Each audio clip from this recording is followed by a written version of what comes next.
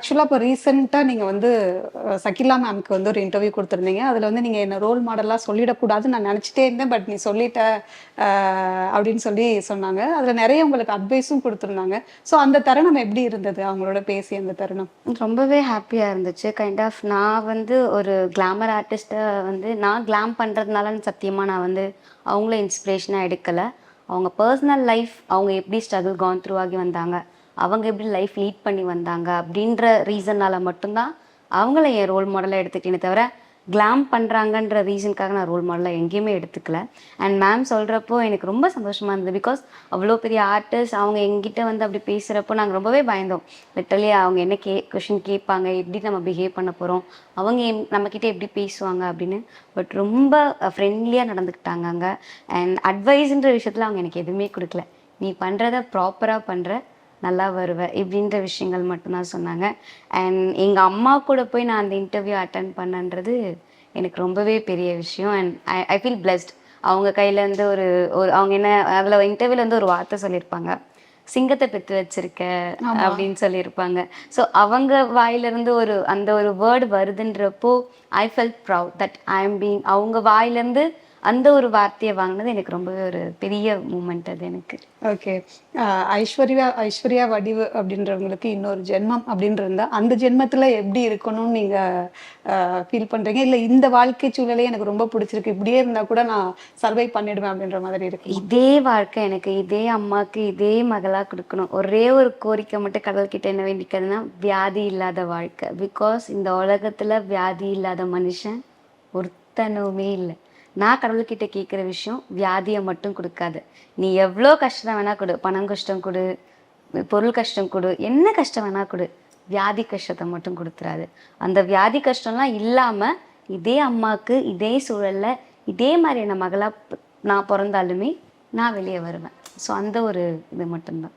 So இன்னைக்குமே ஒண்ணுமே தெரியாம, அ உங்கள மாதிரி நெறைய ஸ்ட்ரகிள் ஃபேஸ் பண்ணி வரக்கூடிய பெண்கள் நெறைய இருக்காங்க எல்லா துறையிலயுமே. குறிப்பா மாடலிங்கோ, இல்ல சினிமாவோ, மீடியாவோ எந்த புரிதலுமே இல்லாம ஒரு பெண் இந்த துறைக்குள்ள வர்றா அப்படின்னா, இந்த துறைக்குள்ள இருக்கிற நீங்க அவங்களுக்கு குடுக்குற அட்வைஸ் என்னவா இருக்கும்? ஆ யோசிக்காம காலடி எடுத்து வைக்காதீங்க. அது ஒண்ணு சொல்வேன். அண்ட் எடுத்த முடிவுல ஸ்ட்ராங்கா இருங்க. அதோட கான்சிக்வென்சஸ் என்ன வேணா இருந்தாலும், என்னால ஹேண்டில் பண்ண முடியும். அப்படின்ற அந்த தைரியமும், அந்த தன்னம்பிக்கையும் இருந்தா மட்டும், இந்த ஃபீல்டுக்குள்ள நான் வர சொல்வேன். காசு, பணம் சம்பாதிக்கணுனோ, இல்ல வந்து வேறு எதனா ரிலேட்டடா எதனா மைண்ட் செட் வச்சிருந்தீங்க அப்படின்னா, கண்டிப்பா உங்களால ஷைன் த்ரூ பண்ண முடியாது. உங்களோட டிசிஷன்ல நீங்க ப்ராப்பரா ஒரு ஒரு எப்படி சொல்றதுன்னா, இதுதான் எனக்கு வேணும் அப்படின்றதுல உங்க மைண்ட் செட் கிளியரா இருக்குன்னா, கண்டிப்பா அந்த துறைய சூஸ் பண்ணலாம். அண்ட் வர ஒவ்வொரு ஆப்பர்ச்சுனிட்டியும் அதுக்கு பின்னாடி இருக்க எல்லா விஷயத்தையும் யோசிங்க.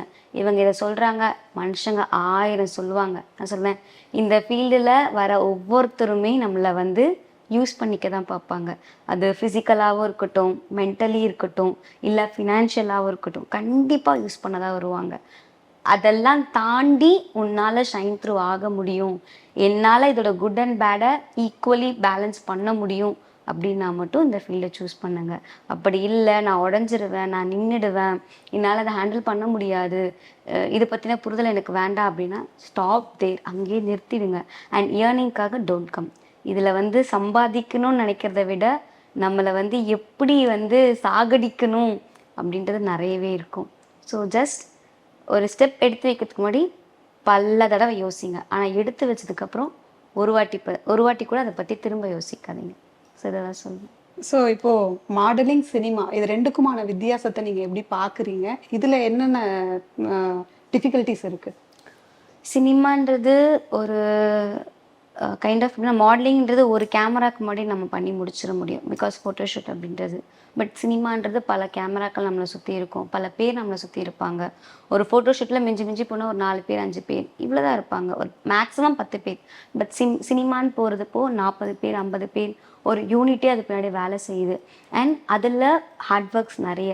பிகாஸ் எடிட்டிங்காக இருக்கட்டும், கைண்ட் ஆஃப் எப்படி சொல்கிறது, பிளேஸ் சூஸ் பண்ணுறதா இருக்கட்டும், ஆர்டிஸ்ட் சூஸ் பண்ணுறதா இருக்கட்டும், சாங்ஸாக இருக்கட்டும், லிரிக்ஸாக இருக்கட்டும், ஆரல்ஸ் எடிட்டிங், இவ்வளோ நிறைய விஷயங்கள் இருக்குது சினிமான்றப்போ. சேம்லெஸ் மாடலிங்லேயும் அது இருக்குது. ஆனால் அங்கே இருக்க உழைப்பை விட இங்கே உழைப்புன்றது ஒரு விஷயம் கம்மியாக தான் இருக்கும். அண்ட் இது ரெண்டு தான் நான் ரெண்டுமே வித்தியாசமாக பார்க்குறேன். அண்ட் அங்கே வந்து ஒரு படத்தில் எல்லாத்தையும் கொண்டு வந்துட முடியும், இங்கே ஒரு படத்தில் நிறைய விஷயங்கள் கொண்டு வர முடியாது. ஸோ இதுதான் பேலன்ஸ்டாக இருக்குது அந்த இடத்துல. நான் ஒரு 5 வேர்டு சொல்றேன். அதுலேருந்து உங்களுடைய ஃபீல், நீங்க என்ன நினைக்கிறீங்க, உங்களுடைய உணர்வு என்னன்றதை மட்டும் எங்க கூட ஷேர் பண்ணி. கண்டிப்பாக. ஸோ அம்மா. ஆமாம். என் உலகம். ஓகே. லவ். நம்ம எவ்வளோ கொடுத்தாலும் சரி, திரும்பி எதிர்பார்க்காம கொடுக்கணும். ஓகே. பாசம் அது யாருக்கு கொடுக்கணும்? ஆக்சுவலாக அப்பா அம்மா அப்படின்றவங்கள தாண்டி இன்னொரு பர்சன் நமக்கு இம்பார்ட்டண்ட்டாக இருப்பாங்கல்ல, ஸோ அந்த மாதிரி ஒரு இதை லவ்வை நம்ம கொடுக்கணும் அப்படின்னா நீங்கள் யாருக்கு கொடுப்பீங்க? அது யாராக வேணா இருக்கலாம். கைண்ட் ஆஃப் என்னன்னா, எனக்கு லவ்ன்ற பெர்ஸ்பெக்டிவ் எப்படின்னா, லவ்ன்றது யார் மேலே எப்படி வரும் நமக்கு தெரியாது. சின்ன நாய்க்குட்டியாக இருக்கட்டும், மனுஷங்களாக இருக்கட்டும், அது எப்படி வேணால் வரும். பட் கொடுக்குற லவ்வை உண்மையாக பொய்யா கொடுக்காது. அது யாராக வேணா இருக்கட்டும் அந்த உலகத்தில். லவ் அப்படின்னாலே உண்மையான லவ். அது வந்து இந்த பாசம், அந்த கேரை வந்து உண்மையாக கொடுங்க.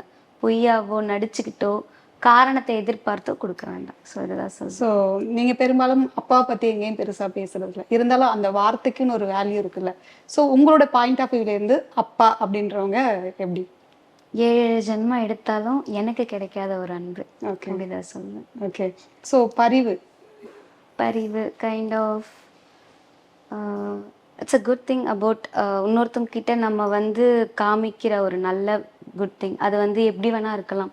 ஒரு ஃபுட் வாங்கி கொடுக்கறதா இருக்கட்டும், இல்லை காசு கொடுக்கறதா இருக்கலாம், ஒரு ட்ரெஸ் எடுத்து கொடுக்கறதெல்லாம், இல்லை அடுத்தவங்களுக்கு உதவி பண்ணுறதா இருக்கலாம். ஸோ இந்த மாதிரி விஷயங்களை நம்ம காமிக்கிறது it's a good thing. So உங்களை இன்னைக்கு ராணி நேயர்கள் சார்பாக பேட்டி எடுத்ததில் உண்மையாகவே எங்களுக்கு ரொம்ப சந்தோஷம்.